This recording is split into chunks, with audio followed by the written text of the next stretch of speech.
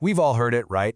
Think before you post. But what happens when the law itself has to rethink how it even reads our posts? Well, we're going to dive into a landmark UK Supreme Court case that started with one single Facebook comment and ended up rewriting the rulebook for online speech. I mean, can it really? A single comment, probably typed out in a heated moment, can that really travel all the way to the highest court in the country?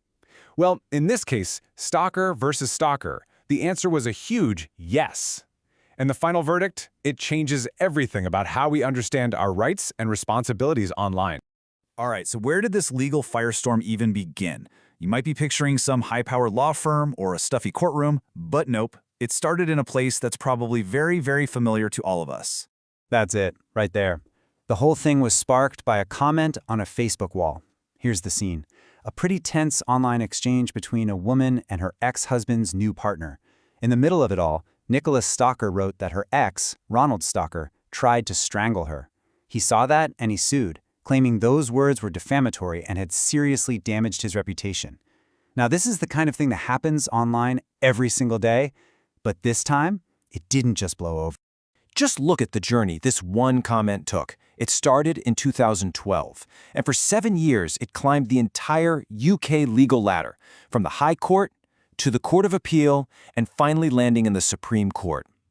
An unbelievable amount of time and money and legal brainpower, all to figure out the true meaning of a few words on a screen. So, why was this so complicated? To get it, we need to quickly get a handle on the legal idea at the heart of this whole thing: defamation. At its core, defamation is about protecting your good name. It's when someone makes a false statement about you and presents it as a fact in a way that causes you serious harm. We're not just talking about an insult here. We're talking about lies that could damage how people see you, maybe even affect your job. These laws have been around for centuries, long before anyone had even heard of the internet. So as this case made its way up through the system, the first two courts that heard it both agreed. They looked at the words in the comment, pretty much pulled out a dictionary, and concluded that yes, based on the literal meaning, this was defamatory. You'd think that would be the end of it, right? Case closed? Well, not quite. And this is the absolute key question that launched this case into the Supreme Court. The whole argument was that the way a lawyer picks apart a legal document is not how a normal person reads a Facebook post. The context, the platform itself, surely that has to change everything. This brings us to the brilliant argument that really turned the entire case on its head. It all comes down to the fundamental difference between old media and new media. Just take a second and think about it for yourself. When you sit down with a serious newspaper, your brain is in a different mode than when you're just casually scrolling through your feed on the bus, right? You engage with them in completely different ways. And this table just nails the court's central point. Reading a newspaper, that's often a focused, analytical act. But social media, it's quick, it's impressionistic, it's conversational. You're not reading some formal statement in a vacuum. You're dipping into a fast-moving river of information and conversation. Okay, so with this idea of new versus old media firmly established, the stage was set for the climax of this whole story, the final game-changing decision from the UK's highest court. The Supreme Court basically pushed the dictionary to one side. They said, we're not interested in how a lawyer would dissect this language. Instead, they asked one simple question. How would the ordinary, reasonable person just scrolling through Facebook have understood this comment in the heat of the moment? And here are the court's own words, which are just so powerful.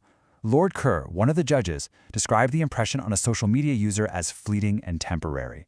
Think about that. This wasn't just an opinion. This was the law at the highest level, officially acknowledging the reality of our digital lives. So this ruling laid down some new ground rules. First, social media is a casual medium. Second, posts are always part of a bigger, ongoing conversation.